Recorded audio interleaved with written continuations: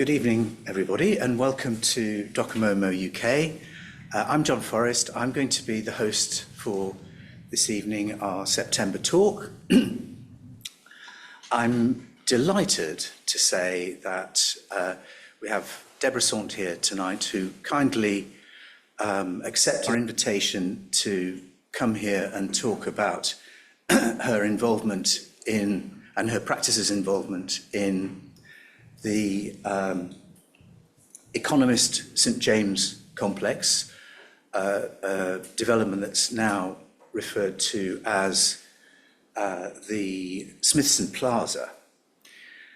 Now, before I introduce Deborah, I wonder if you just indulge me for a couple of minutes while I give you a personal perspective on tonight's topic.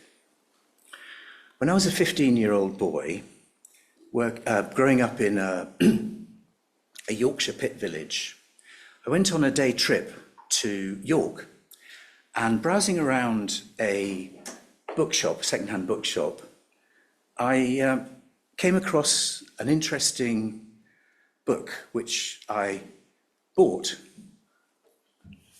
This is the book, and it's at that time, I'd got a sort of juvenile perspective on architecture and building and planning.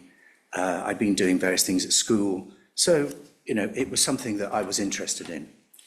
And I think at that point, I knew the kind of, there was the good, the bad, and the ugly. Well, this book, British Buildings 1960 to 64, was full of good. And I mean, now you look at it and you think, oh, it's all the usual suspects. But what was remarkable about this book for me was that there was a practice in here that had not just one building being reviewed, but two. And what was also remarkable was that the name of the practice was Alison and Peter Smithson. And I thought, what? Who is this? Husband and wife? Brother and sister? I had no idea. Anyway, the two buildings are quite interesting and very good. There's a fit out for, I think it's Iraqi Airlines, somewhere in either Piccadilly or the Haymarket. Gone now, of course, but the main building of theirs was, and it's at the back of the book, which is a sort of signifier for this is the last word, the Economist building. And I looked at this and I thought, wow, looked at the pictures, studied them for hours, because the proportions seemed perfect, the materials seemed perfect, the arrangement seemed perfect. It seemed a perfect complex of buildings. And I think what I was realizing was that this was supreme elegance. Anyway, that is how I came to be introduced to Smithsons. Tonight, Deborah is going to tell us about her work and particularly how the practice has been involved. Deborah herself is, before I understand she got into practice with David Hills, she'd already cut her teeth working for a number of established and quality firms, Van Hennigan Howard, Collins St Wilson, stop me if I'm going wrong here, Mary Jane Long, Rolf Kentish. So she had already that track record before she went into practice. Then in practice, she's produced a portfolio of extremely beautiful and successful buildings, but she also seems to be the go-to for government and institutions who are looking for advice and guidance. And that's obviously in addition to her academic work. So, without further ado, Deborah Saunt. Thank you.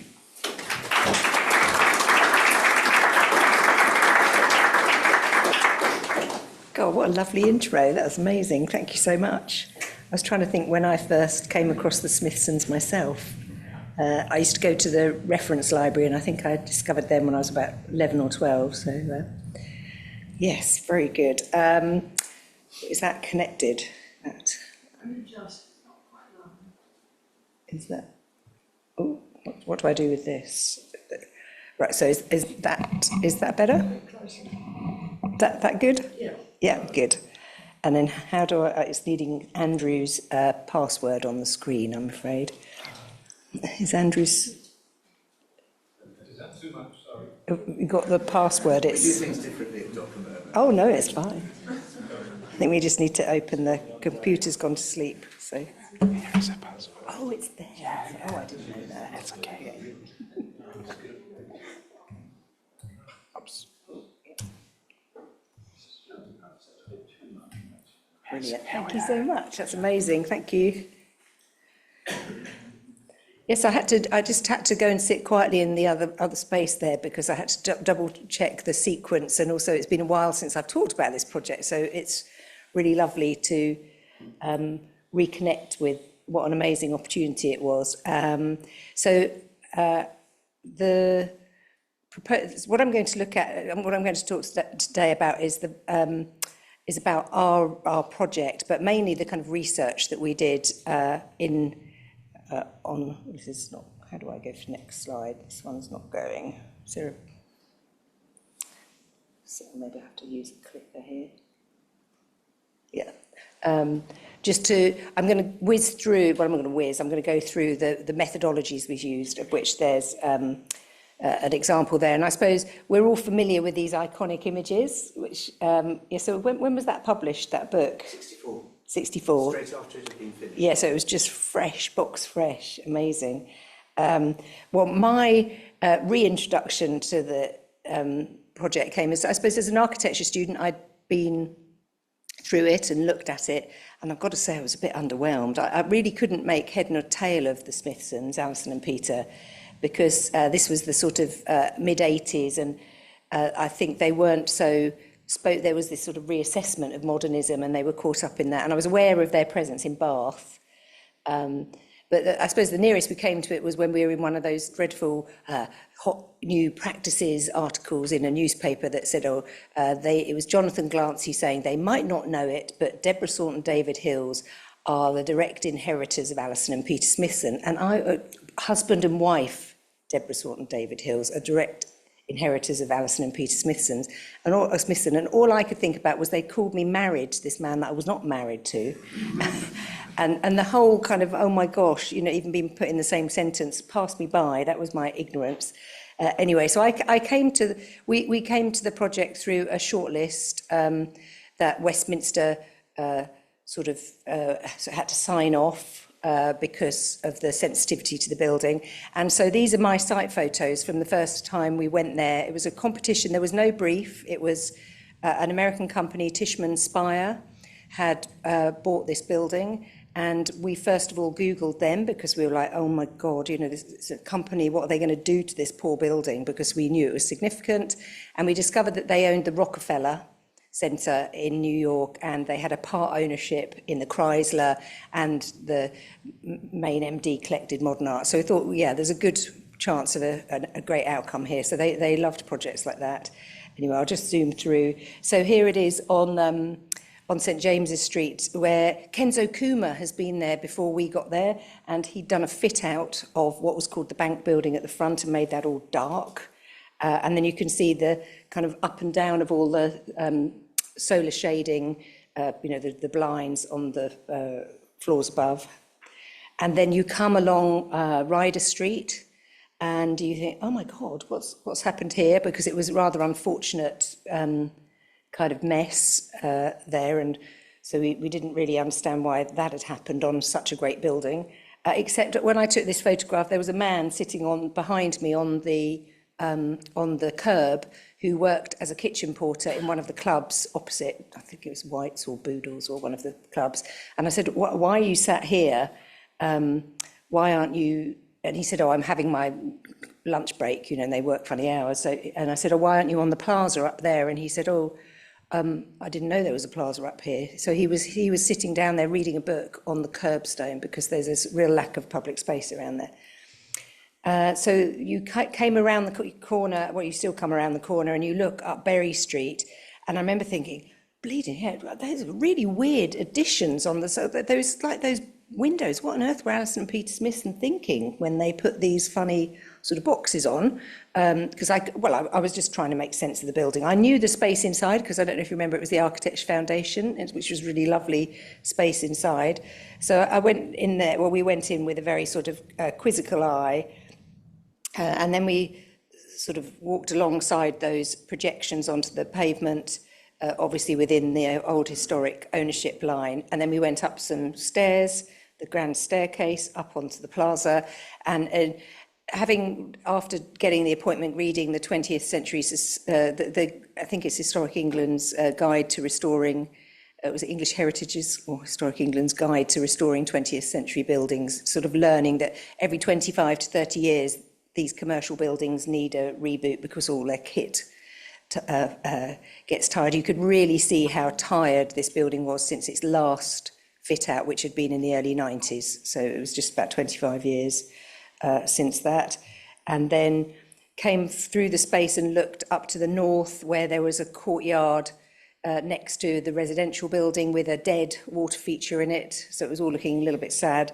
And then there was the obligatory person not very happy in the colonnades. And this wasn't posed, this was what we found. But you did still find people sitting on the lovely, very iconic bench that goes through the public space and enjoying the sun. It really gets fantastic sun in that space. And so we were happy to see that.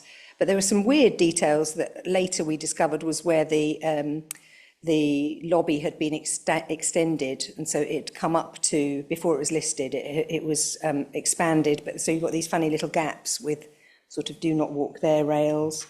And then you went into the lobby, which had been decorated with travertine, and then a very snazzy stainless steel duct that went round the core. It's sort of glass on all sides.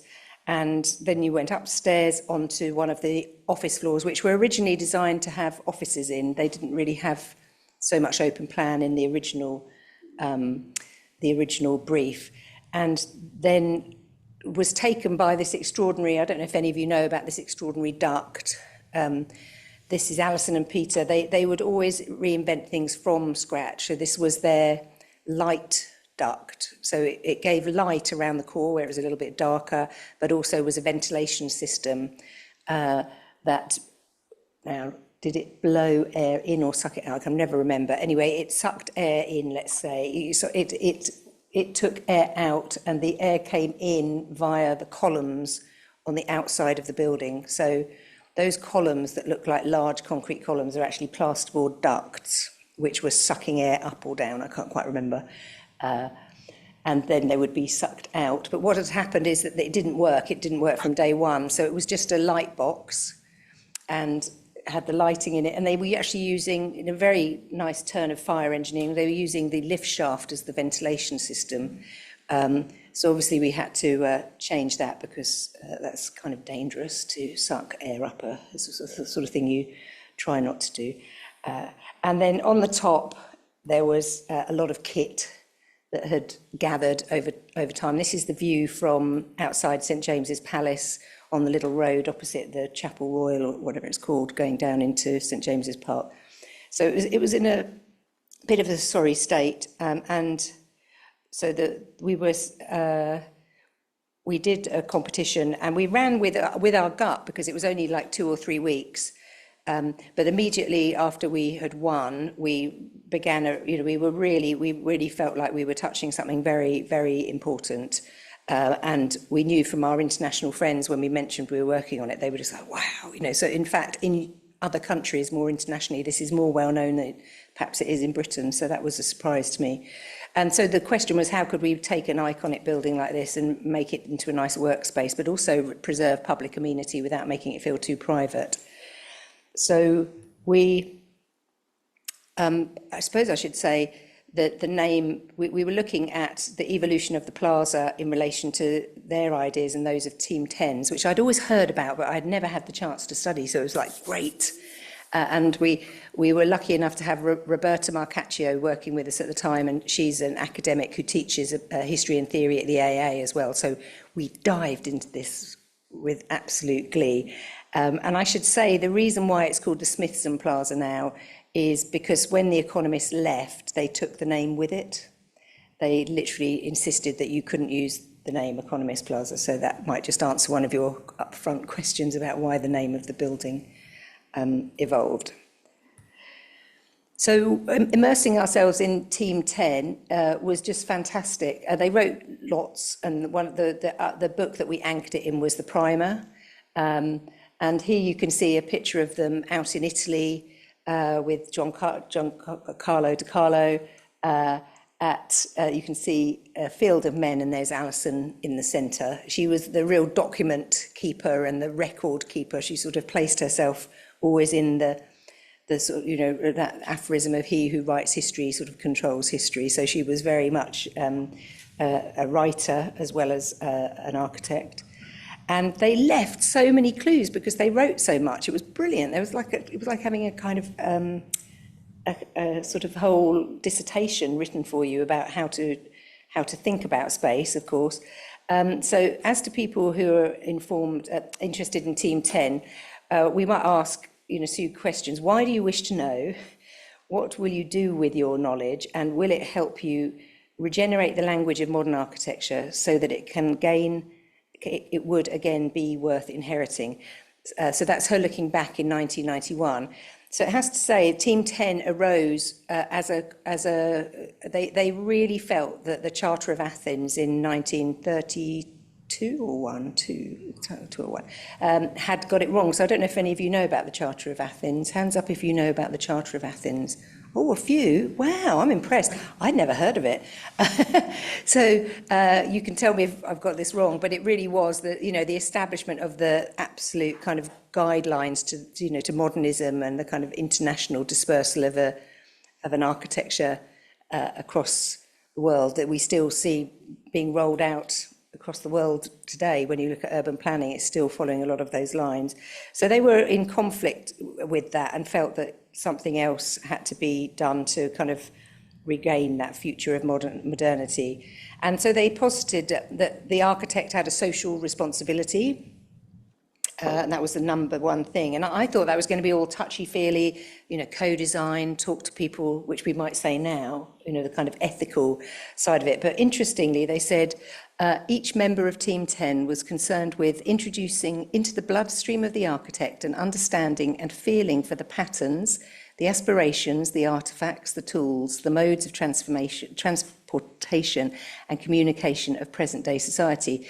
So it's really about assessing society as a whole, but from a very sort of technological and kind of taxonometric perspective. It's got very little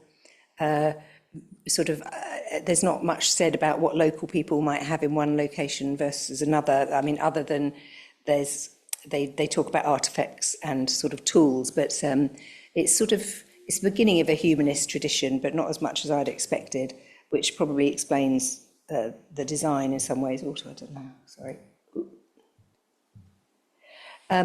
They won, so it was a competition they were very young. They had just done Hunstanton, and they got onto the shortlist because the chairman of The Economist was very enlightened and wanted to make sure they had some really great people. Basically, they chose people who had been on the shortlist for the design of Churchill College, pretty much. They sort of felt that was a good starting point, and there are lots of dissertations and books written about that.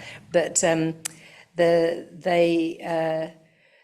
they were actually asked to be looked after by another architect during the process. So Susanna Hagen did a lot of research into the public space of this building, and she said it hadn't really been noted in any of the Smithsons recordings that they'd been asked to have a collaborating architect to reassure the client that its delivery would be done competently enough. So it's, for those of you who don't know it, it's in St James's. and you can see their collage from the competition here, sort of placing this extraordinary tower in a very historic area. And then just in terms of the sort of components, you've got the main office tower in which the Economist was located. And this was all above a podium under which there's a car park. There was a car park, big post room, canteen. So it was really one of these big old-fashioned HQs. And then it had a bank building on the corner and a residential block behind, which also included rooms for the old building, which is Boodle's Club, which is still a gentleman's only club. So whenever we went to site, we had to go through the back door, the ladies. It was quite shocking, really. But you might think that this spatial organisation was an act of inspiration from the Smithsons, but actually it was laid down in planning. It was it was in the days back in 1959 or 58 when you were told, what you could put on a site, and so that there was a statement in the planning guidance which said, architect, you can either have a podium, a base and a tower, rather like the Lever Building in New York, the classic base, or you might say that's what you see at New Zealand House. Or you can do 3 towers, and you have to rehouse the bank that was on the site because it had been bombed, and then you have to provide the rooms to the club that have been destroyed. So it was a very prescribed sort of top-down direction, as was the requirement to have car parking. That was completely a given in that period. And you can also see just on this drawing the rather charming little 4th embedded tower that's in the party wall, the stranded party wall with Boodle's Club, which is still there, which is actually the closest to what their original intent was. So they won the competition saying it was going to be raw concrete and much more brutalist. And you can read Rayner Banham's account of the fact he felt that by the time they produced this photo montage where the bank building is clad in roach bed Portland stone, that they had thrown in the towel and capitulated to the establishment by not making it brutalist enough. So again, another really great thread to follow if that inspires you. But here you can see the setting at the time, a road dominated by traffic, and it still is. It's still not that great a street. But you can see why Rayner got upset about the fact that the piano nobile of the bank was aligning through with its neighbour, that its proportions reflected the attic and body and base of the classical buildings that it was neighbouring. So it's a fantastic composition. And then, of course, there are these iconic photographs that were taken of it by Michael Karapetian, who was in 1964. He was still a student at the AA, I think, or was just finishing. He was very young. And so he took these iconic buildings, which Monica Pigeon didn't want to publish in AD because they were in the mist and in the smog of London. And it upset them greatly that these photos actually had people in. So it was one of the first examples of that kind of cinema verite or reportage kind of photography. It had never been done before, so it was quite controversial in that respect. So that's another nice one, just seeing it sitting in its context. So balancing that context with the need to this is the first sketch, which shows the separation between pedestrian and vehicle. They were really grappling with this very difficult conundrum of how to deal with cars and the sort of... I always thought that was a loading bay, that side view, but it is just a car park. It's got street loading, so it wasn't even... It was not possible to make it deep enough for... So what they're trying to do is have a simple ascent straight off St James's Street with the steps. They were going to be all steps, wide, generous steps there. And then the cars would slide along Ryder Street and enter. And so when you got to Ryder Street, you would have this view around the bank building with its banking hall at top, in the middle, piano nobile with escalators taking you up. You would look along and your car would drive there. And you can see the very distinctive chamfered corners of the building. Again, that was informed by trips to America beforehand. Peter had travelled a lot had travelled and studied commercial buildings in America before this commission, and also was influenced by a lot of Swedish contemporary design, which was using the chamfered corner. So lots of that they mention and have they accepted the influences. And then you turn, if you've come along Ryder, you turn left and you would go up Ryder Street. So this is a view coming from Jermyn Street in the north down past the residential building.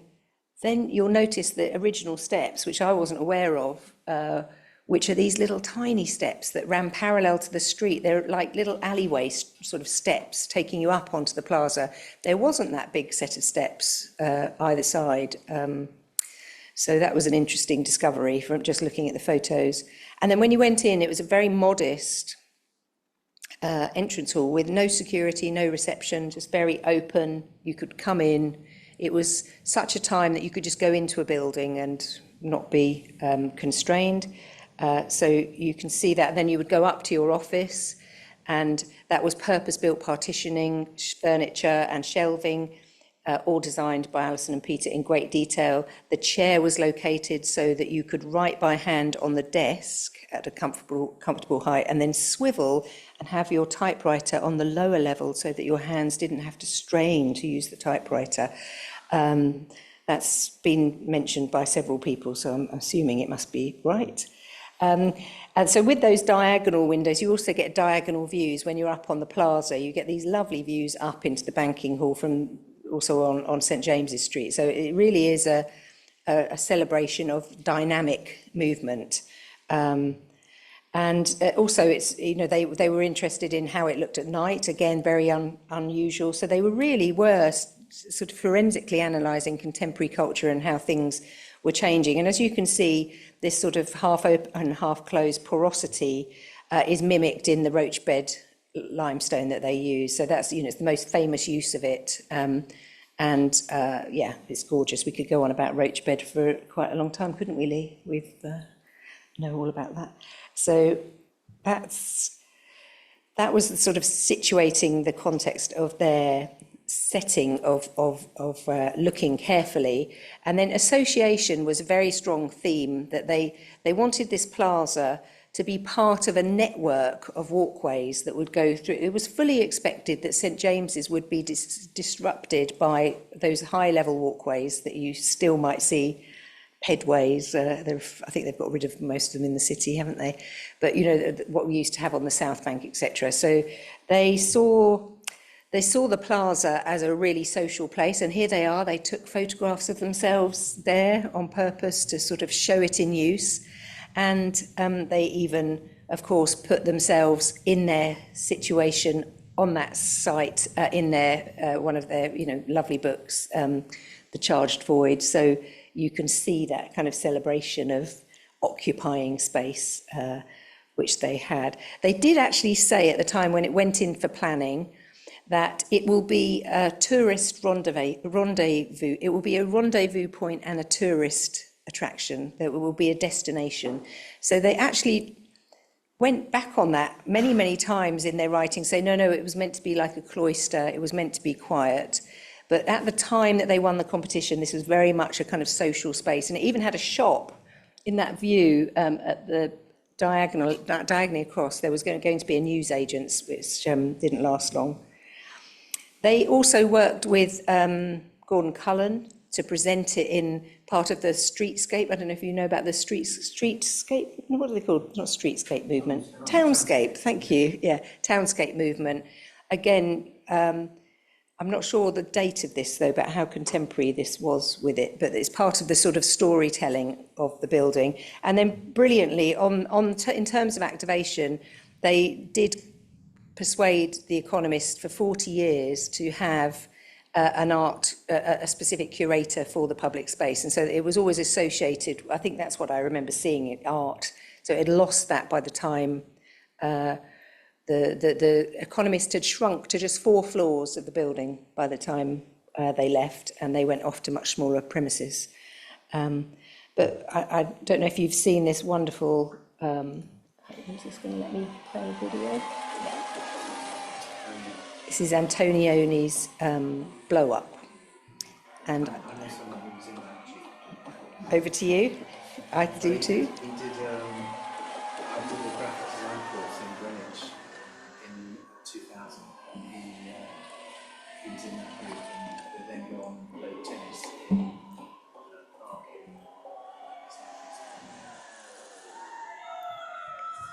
in Yeah, so what's brilliant about this is it gives you that, again, this sense of what that space really felt like originally, sort of running down onto the street. Gosh,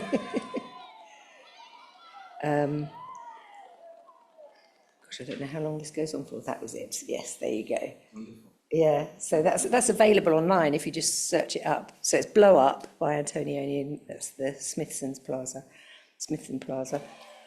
Oh no, sorry, I have to move it forward some way else. How do I get it to go forward? Oh no, maybe it's that.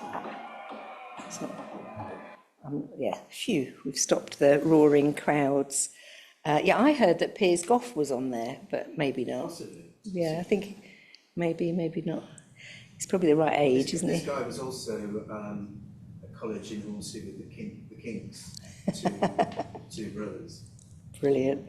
Makes me feel very old, actually. Yeah, it's timeless. So there was also the understanding of identity, mobility and urban infrastructure, and they said the problem was one of re-identifying city dwellers with their environment by optimising urban mobility and increasing connectivity so that the hierarchy of association is woven into a modulated continuum representing the true complexity of human association. I mean, it's quite entangled language. I think she means, you can get around and meet people and, you will flourish as a result of being able to move, which is true. The more you can move, the more you meet people, and it's very good for public space. So they had done lots of explorations of this idea of the road and the pedestrian route systems and how to look at them. So they had looked at them as the basis of a community structure. And so this is Cluster City, which they worked on between 57 and 59. They had also integrated that into their Hauptstadt Berlin Plan 58, which was a competition that they did and that was widely published. And then also in the London Road Study of 1959, which I think that's the book which has the terrifying plan of Soho completely gutted by motorways, and tower blocks. It's really quite extraordinary. And you do have to say, do I still like them when I've seen that? But I think they what I like about them, they were quite happy to change and evolve their ideas. So at the time, it seemed like a really good idea. And this is an example of that thinking on it a bit longer and post-rationalising those walkways. So here's Peter in 1999 showing a plan of building blocks with vehicular streets in between them and the existing in 1959, and highlighting arcades and the arcades and alleys of St James's. He did that in 1999. He didn't do that for the competition. It was never to be a little fragment along with other small fragments. It was going to be part of this much wider series of networks for pedestrians and association. So if we look at the ground floor plan, you can see when it was built that, where are we? Is that going to let me? Oh, well, you can see the bank building down on the bottom left-hand corner. Then the grand stair became a stair and a ramp because of fire regulations. So that's how you get a jeep up onto the plaza. And then you have the bay window. You have the turning circle down at street level for your deliveries. And then you have the lobby, which is inset quite considerably by about 2 metres from the perimeter columns coming down to ground. And then you have the residential tower, which is rather convoluted because you've got stairs going down to the under the plaza where the ladies' dining room is, with no windows underground. Love it. or you can go up to either there was a number of floors of office and residential. And there were two, you can see the circles on the office plan, they were two revolving doors through which you could enter, and you would have, if you'd come down Berry Street, you would go up those little side steps. So what was great is when you crawl around an old building and you're starting to look at the services, you don't expect to find historic documents in the plan chest up in the plant room on the top floor of the building. And it was amazing. We pulled out a drawer and there was all of the drawings they had ever made. And they're still in the building. So the services guy's got a lot of responsibility, and I still want to get them rescued, but we've copied lots of them. But anyway, so I don't know if you can see that plan, so you have to reorientate it from the one that I've just shown. But if you look at the gap between Boodles and the main tower, and the shape, of course, of the bank building, you will notice that the tower was closer to the club, and the shape of the bank building was different.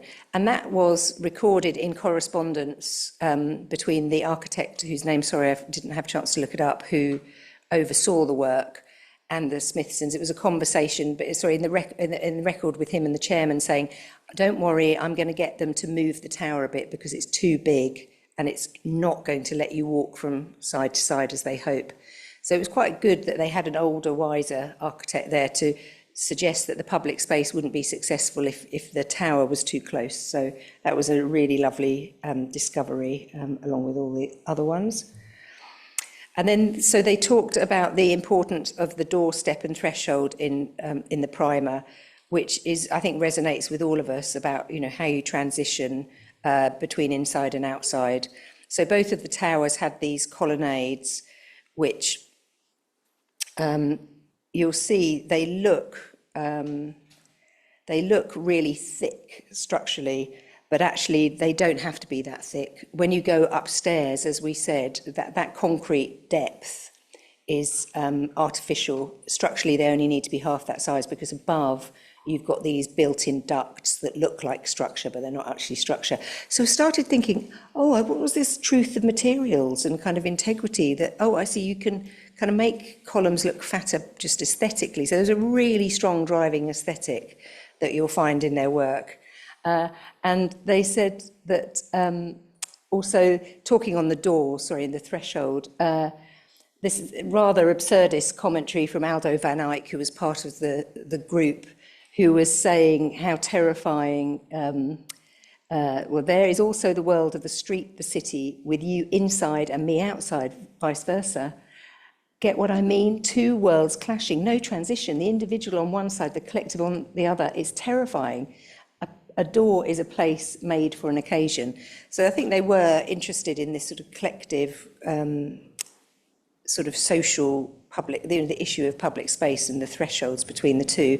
And so Alison and Peter wrote in The Pavilion and the Route in AD that a half-open, half-closed space system, such as would be a practical way to free the urban structure and in a symbolic way illuminate our common situation. So I think they were desperate to find a way to make the collective visible.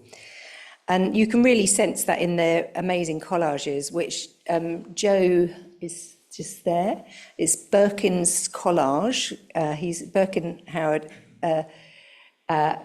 let me know after we finished the job that we didn't know who'd done that drawing. So he was a student working, I think, at the time in the office, and he was asked to come in and make an amazing collage, which is really famous. But you can see this is down on the corner. This is a shop on the corner with the ramp going up to the Plaza. And there's the view coming up. So that's one of the thresholds between the two. And, you know, practically on the left, there's some grill. So if you want to know what that's about, it's an emergency fire escape and smoke vent from the car park below. It's sort of great, actually, working out why these things exist. And then again, you get these wonderful sort of, is it open, is it closed kind of relationships with the public space inside the building. And then the choreography of movement, because they talked about movement so much. we decided to actually investigate a bit more about this, because it's something we were already doing in our studio, which is whenever we do a project, as Sue and Lee will know, we always look at movement and view, because obviously the way that you move kinetically through a space and what you see at different turns is, you know, crucial to the success of a space. And so she said, a city, if it is a real city, has a very compound rhythm based on many kinds of movement: human, mechanical, natural. The first is paradoxically suppressed, the second tyrannically emphasized, and the third inadequately expressed. Excuse my typos there. So looking at this movement element, so we used our method on the building as we thought as it was in 1964. So you can see here that you have the two revolving doors, and you have a flow of people coming through, and there's the bench, and you can go in and out of the back of the bank building, and there were spiral staircases in both of the retail units, so you could go up and down between the two levels. They connected over two levels. And so there was a wonderful kind of choreography of chance encounter. So then we mapped what it was like from 2016, between 1991 and 2016. And basically they had to, because the building became multi-tenanted, they consolidated the lobby, made it larger, and had just one entrance. And that had an effect of creating a real intensive east-west movement, but you didn't have the same sort of congestion and sort of collision and sort of use of the space in such a dynamic way as originally intended. So then, talking about change, in order to get listed building consent, etc., we looked at their concepts of change and this idea of, you know, it's an idea to keep. So Simon Smithson, who we met quite a few times, he said, well, as my father would always say, that buildings have a life of their own. So it was an aphorism that he used a lot. So it's wonderful then when you see the photos in some of their later works where, you know, a march and protest goes by and people are occupying the site. They were obviously very pleased that it was used informally and it was this kind of urban infrastructure. And they gave some advice about change, because they would look a lot at sort of Roman towns with old doors that had been added to over time or changed or taken from one building to the next. If what is inside remains substantially the same, so in our case it's an office building and it's going to stay as an office building, but circumstances require it to be signalled differently, the new signal should be in some way an extension of the old. So basically, if you're adding to the building, make it look like it's part of the building. So that's what we considered that to mean. So if we look at the plan, as we've shown before in 1964, then they themselves had to look at change. So in 1984, they had to look at making it secure.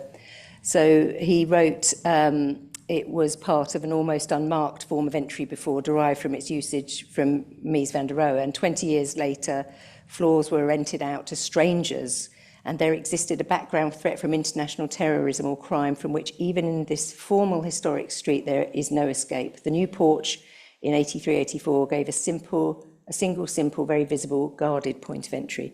Yeah, there was a firebomb in the post room, for example. So they were receiving, as a publication, they received threats. So you can see here that they have chosen to put, this is the north on the left-hand side, they have chosen to put revolving doors in the location where they do end up, but they've left the lobby as it is and not changed it. So that was their suggestion, but it didn't get built because we can't find any photographs of it. So we think it stayed the same until 1989, I think, when they started this project with SOM, who were in the building. So there you go. If you want to get a job, put your studio in a building you want to restore, and then you get it. But so that's their 1984 version. And then in the 90s, you can see the swelling of the lobby to and the introduction of canopy, and those little windows on the side street have been added. So our methodology from that analysis involved assembling amazing international experts. It was fantastic. We didn't make any money on this project, but we didn't care because it was so interesting. So we brought people with the AAA over, and we have Max Rizalada, who's from TU Delft, along with Dirk van der Hoeven, and they're both completely mad about the whole Team 10 and Smithson inheritance. Susanna Hagen, who had led this brilliant public space study of modern spaces and how they work, and then Ana Ablos Ramos from Valencia, who teaches about that. And so, yeah, we had a really interesting discourse about were we pursuing the right method to do it or not. It was a sort of live action research with experts. And rather like the image I just showed you earlier at the beginning, we very simply put together the very famous iconic views, because that was the record that the Smithsons closely guarded the images that were released. Then we put that with what the existing situation was, and then we could forensically see where the difference was. So we did that with lots of these famous images. So you can see here the disruption stroke introduction of a much nicer, generous staircase from the east. And, you know, I think everybody would say it's a much more successful termination of the plaza than the sort of little alleyway steps. And then we got the idea of overlaying all those iconic views to see where, you know, because you're asked to see what the original architect, of course, both of them were dead when we did this project, and I not unfortunately had the benefit of meeting either of them, which is a real shame.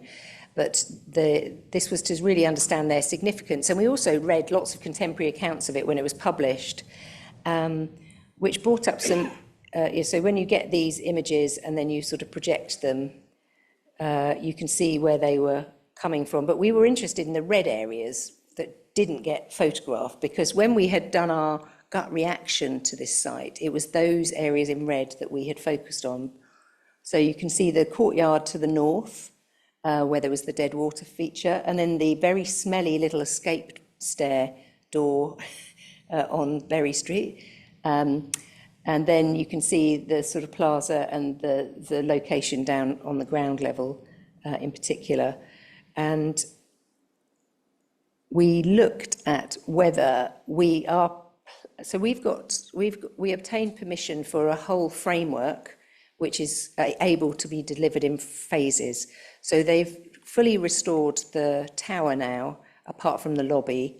They put in a new lobby, but they haven't implemented the reduction in the size of the lobby that we expected. But the works to the plaza, we had envisaged a much larger staircase to continue that generosity. And then on Berry Street, that's how that would look from the ground level. These sort of dead arcades, we felt that in some locations they deserved to be occupied. So particularly on this street, which was having a lot of antisocial behaviour in that stairwell, that we could look at putting another use inside and extending the lobby, so there was sort of visible activity on the street, because it felt very sort of dead at that location. Now that's controversial, so we knew that was controversial. Looking upwards, we came up with a solution to remove those windows on the street, the bays, so that it was a balance of sort of removing things and adding things, and then remaking the cement panelled, cement board panelled plant room on top, and using a fritted glass that was amazing. We've got the most amazing samples of it. We haven't done it because it didn't happen in this iteration, to consolidate all of the plant onto the residential tower and make this into just a small amount of plant, and make this into extra office space to help pay for the overall master plan. And then that's incredible fritting of taking different colour paints to make it match exactly. And we did lots of on-site tests of large samples, which looked fantastic.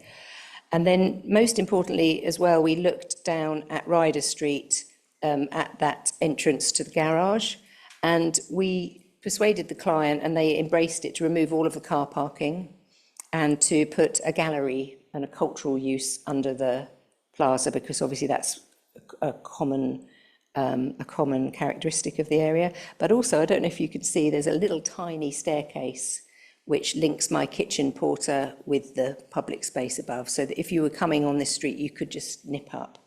And it's just interesting, sort of going back to the drawings, finding these earlier iterations of that elevation, where you can see how low that existing car park only, not loading bay is. So we found records in contemporary reports saying the building's really great except for the loading bay and the waste management, and this is really quite disgraceful. So it didn't work from the beginning, so we felt we were trying to bring life to the building. But what I love is Peter Smithson, who's been in World War II. He's come out demobbed, and he's gone to university at Newcastle, and he's met Alison there. He has come through that amazing period of like machinery and, kit which is my theory about why high tech exists, because you've got those amazing pop-up harbours and just incredible use of materials and material testing during the war. And you can see on the roof that he's got a glass lift overrun before they were thinking of putting the plant room up there. And you can see the wheels going round, and that didn't get past the client, that didn't happen. But Peter Smithson taught Richard Rogers, so I think there's definitely the inheritance of kind of, you can really see their connections with that sort of interest in how things are made and what you show, like at Hans Danson. And then we made our own homage to Birkin and to Alison and Peter with a description of this extraordinary double height space that we could create going down into the void, and this little staircase to take you up. So this is the sort of future plan, where we've got we suggested very strongly wanted to have a sort of garden sitting out space in the north, because it is a really lovely tranquil spot. So that has happened. You can go and sit there. That you have the colonnades are visible on the through route as you go through. You still have the colonnades, but you keep the depth of the lobby all the way around on the other side. So you sort of do half open, half closed in our version of it. And then as you, I'm just checking, what's the difference? Yeah, that was just the past one. I'm sorry, the order of these has got a bit mixed up. Yeah, so you can sort of, you can see them going back in time from where it was. So that's also very famous, as you showed, from the axonometrics, and we found and kept a record of all the different iterations. So I think this is the competition winning version, was one of the versions. These are some of the different versions that we found in the plan chest. And then you get, that's still an incomplete one, because they haven't worked out to do, if you look on the residential tower, they have a small plant room, and then that will become a big plant room that eventually gets things added to it. So that's what our scheme would do. I'll just go back. So at the moment, there was a lot of kit. You can see the big air conditioning on the bank building that became a restaurant. We looked at consolidating all of the plant onto the residential and then making that new addition on the tower. So I suppose just the points I would say are, before just showing you the finished first phases that we've done, is making this framework that's not a fixed master plan, so that it can change according to circumstances, which is what did happen. We really felt that forensic analysis of the evidence was really worthwhile, and is something that you'd expect, or one would hope people would do, but not necessarily have maybe quite such a commitment to it. I should say too, there was an historic advisor who did nothing on the project. I won't name names, but they were just completely uninterested in the building. It was like, I don't know how they got appointed to that one. And that rather like Alison and Peter, we thought you have to address contemporary needs as well as, our own ethos, because in DSDHA we believe that the city is our client first and foremost. in tandem with the people who pay the bills. So that so here you go, you can see what it was like on site. So when you're on an office floor, you can see we stripped it right back, and we managed to find a way to reglaze the windows with double glazed units without actually having to come up on the outside. So we did those internally. The existing windows were just extraordinary. They were single glazed, it was baking or freezing. That air vent system that I mentioned, apparently originally it had three temperature zones. So it had a northern zone with one temperature, a southern zone, and east-west zones. Of course, that didn't work because all the air just flowed between it. But they really did experiment, so it felt a bit awful kind of stripping it out, but at least now it's comfortable. And it's insulated, so underneath all those windows and around all the areas we've insulated, so it really performs brilliantly.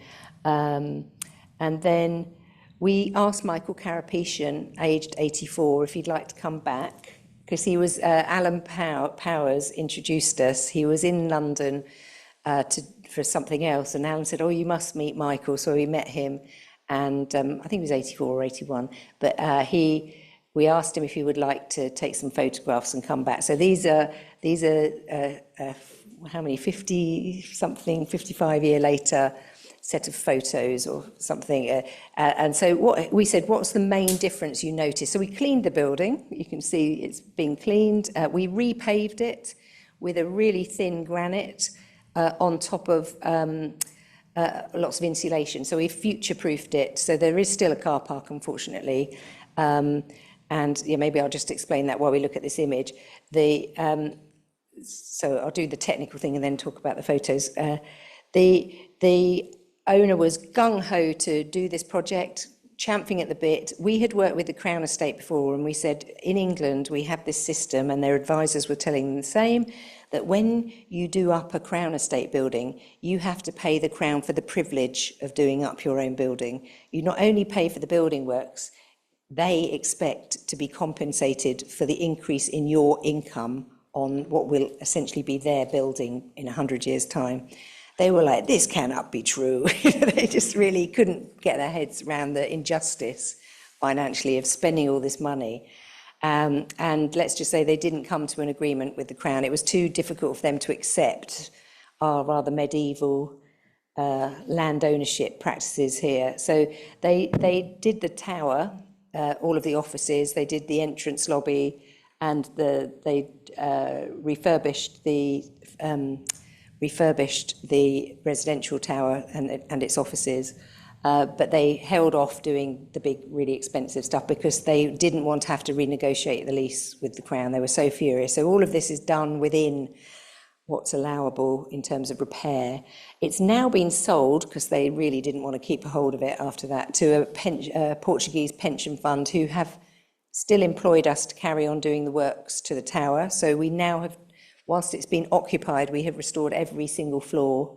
So it's now fully double glazed and fully insulated, which is really fantastic. But the whole, obviously the plaza is restored, but the grander vision is yet to come, but it's part of the framework. So we're relaxed about that because that's what cities are for. Yeah, so back to Michael and his commentary on taking this was he said he couldn't believe he was in London. Because when he had been here studying in London and taking these photographs, it was grey, it was wet, and climate change had not happened. So it was extraordinary. He couldn't get over how hot it was and how bright, and just, it was not the setting that, the angry young men and women of Alison and Peter, loving their northern roots, really sort of celebrated how gritty and grey it was. He couldn't believe how sort of clean it was, I suppose, in a way. So the plaza has been sort of restored in that respect. The lobby has been just very simply. Please go and have a look. You can go in and they'll let you walk around the lobby and go into. There's a cafe there too. We took a very simple palette. This is a glass partition on the right that previously it was a sort of donut shaped. We have put in a partition so that there's a retail unit there so you can get a coffee, because we think it's really sad that you go there and you can't enjoy the tourist destination. So now you could, until just a few months ago it closed because of the post-COVID. It's not managed to thrive, but I think there's another restaurant going in that's going to go down to the floor below, but I might be wrong. We've used the same stone inside and out, but it's slightly honed inside rather than being left quite so raw. The same flooring goes in and out, and these are bespoke little very, very subtle grooves that are in the profile of the external stone sections on the building. I didn't point out on the building, the stone sections go from this wide and then step in as you go up the building. I don't know if you're aware of that entasis that they use. So that it's a very Gothic building. So it's made to look taller than its 14 floors. Well, it's sort of 15 if you include the base, the podium. So it subtly tapers as it gets higher. So again, this really sort of refined aesthetic.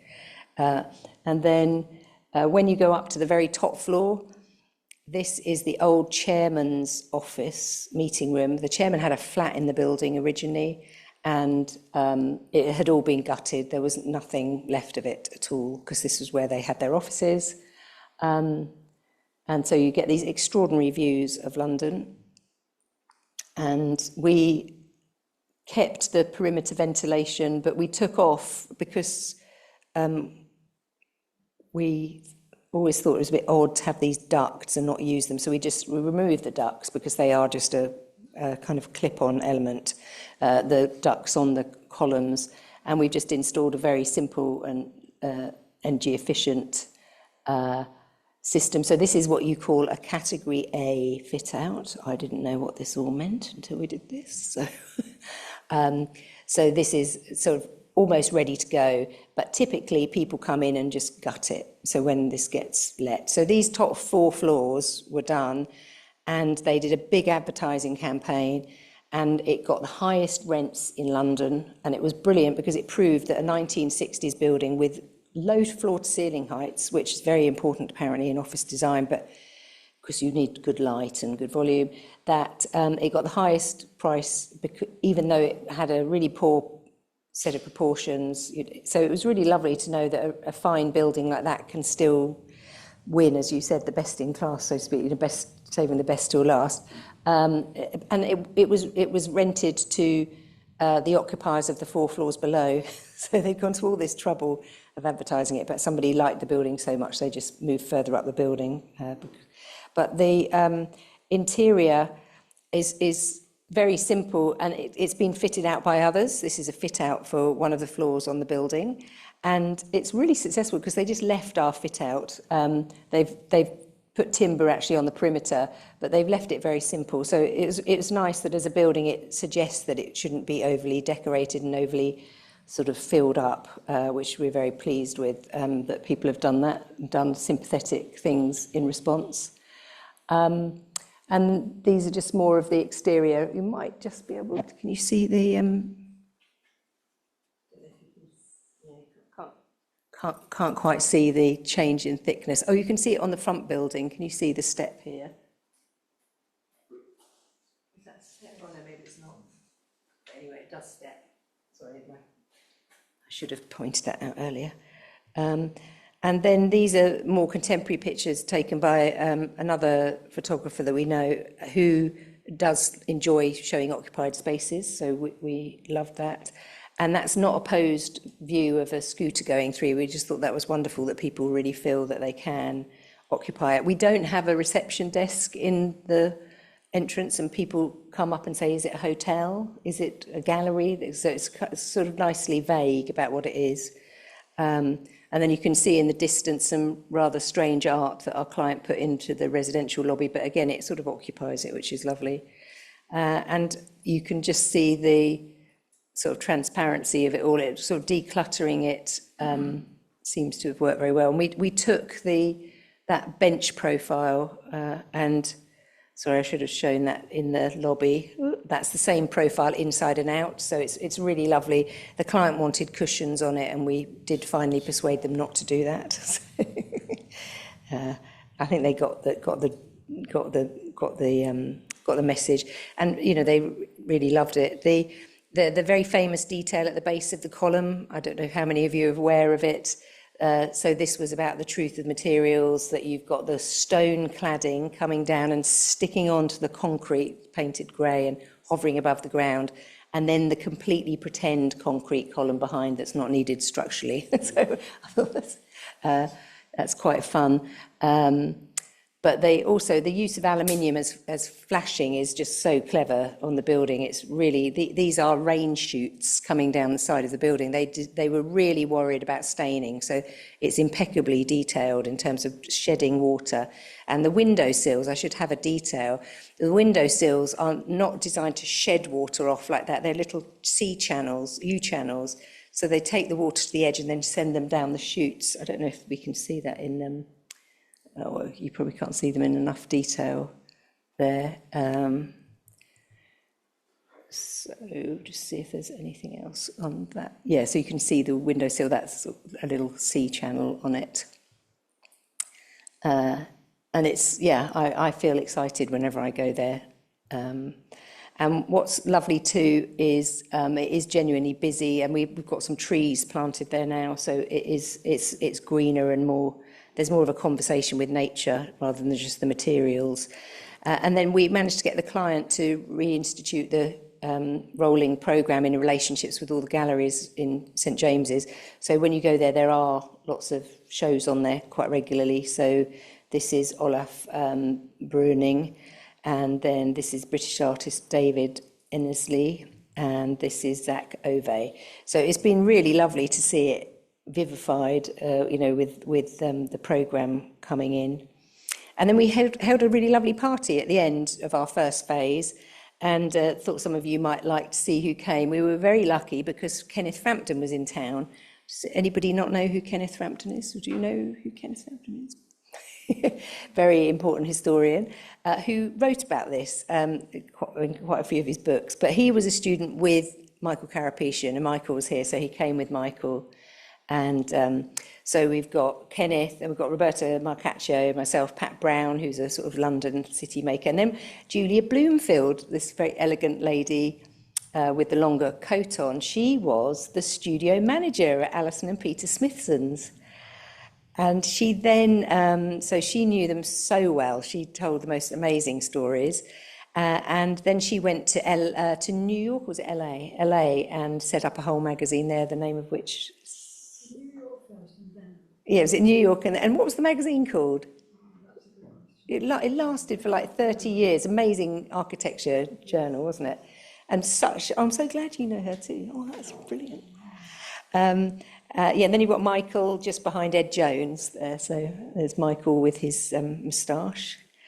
And there they are looking at some of the original photos on the wall and enjoying a drink, which was fun next to the trees. And then, surprisingly, we didn't know about this phenomenon, that when you finish an architectural building and you tell Wallpaper magazine, they say, yes, we'd love to do a fashion shoot in it. So I thought you might enjoy seeing it as a different kind of destination. So it is rather fun that it's been used. Yeah, it's in other films and there's different fashion shoots from the 60s in it as well, actually. And we used the empty gallery space. We used the empty space for retail, which was was labelled as a gallery and was used as a temporary gallery. We used that to have another party, which was myself, Roberta, and Tom Greenall. We co-edited an edition of AD, which really felt like a continuum, because obviously Alison and Peter had been in AD magazine, and that was about the business of research, and we featured this building in it. So it was really lovely. So it was looking at knowledge and learning redefined in architectural practice. So this idea that you're always learning when you're on the job, and it's not the beginning and the end. And that sort of coincided with me setting up with a group of people the London School of Architecture, which kind of redefines that relationship between theory and practice. And I think that's what's lovely about the Smithsons, that they were completely insistent that the two were the same practice, not seen as either or. Yeah, so it was a very nice party venue, and it's also been a great place to take the studio over time. This is just some of us when we went one summer when it was nice and warm and all sat on the bench, some of us. And then, of course, we had to do this. You are going to laugh, but we did indulge in a little camp homage to our friends, just because they did have a sense of humour. This is what I discovered. They're also, if there's I can't remember the name of there's a sociological document about working couples and their behaviours together that was written in the 70s by somebody, Rappaport, I can't remember her name. Pardon? Was it Amos? I'm not sure. I don't know if you've seen it, Joe. Do you know the book? And it is amazing. I did finally get hold of a copy, and I've got one at home. And they're anonymous, and it's couples who work together. So clearly, I was interested. Recording their distribution of labour between the man and the woman when it came to raising children, cleaning the house, doing the shopping, and professionally. So it was about how the dynamics work. And obviously Joe and Birkin were the first people I worked with, and husband and wife, and then Sandy Wilson and MJ Long were a husband and wife. And so it was really fascinating because it obviously, knowing who they were, you saw their personalities. So humour was a very good part of their life together. And so this is, you'll remember this image from earlier, just to conclude, this was their Christmas card. One year when they were working on the project, which when I first saw it, I thought, oh my God, they're complete egotists. But having got to know them, I realised it was definitely tongue-in-cheek. So that's a gorgeous collage there. But I suppose most poignantly, the thing I really did enjoy the most was getting to posthumously get to know Alison. I mean, that's Alison and that's Simon, her son, in the Moses basket beside her as she works at all hours, at all times. This is recorded in that diary that she kept as well. This is at, oh gosh, what's it called? Lawn, what's it called? The house in the wall where they live. Was it Upper Lawn, that's it, thank you. This is while they're sort of on site or they've just moved in, but sort of out in the garden, inside, outside. So I'd love to have had conversations with her about nature and landscape, because clearly they did have a sensibility. And she was just, I mean, what a cool lady, so fashionable. She really caused outrage, apparently, with what she would wear. But I want to see, I really hope somebody's got somewhere evidence of the fact that apparently she used to make all of Peter's clothes, and so he was renowned for these flowery shirts that all you boys were wearing maybe 10 years or so, but he was ahead of the curve. She would make him flowery shirts. But it was the knitted swimming trunks that she made for him that I really want to see. Anyway, but it's also, been really poignant getting to know them through the destruction of their work. It just seems utterly criminal to have, I think it's still a little bit of there, isn't there, of Robin Hood Gardens. So getting to know her and her kind of character, and huge contribution to architecture, particularly for us, the minority becoming more majority has been really important. So thank you very much.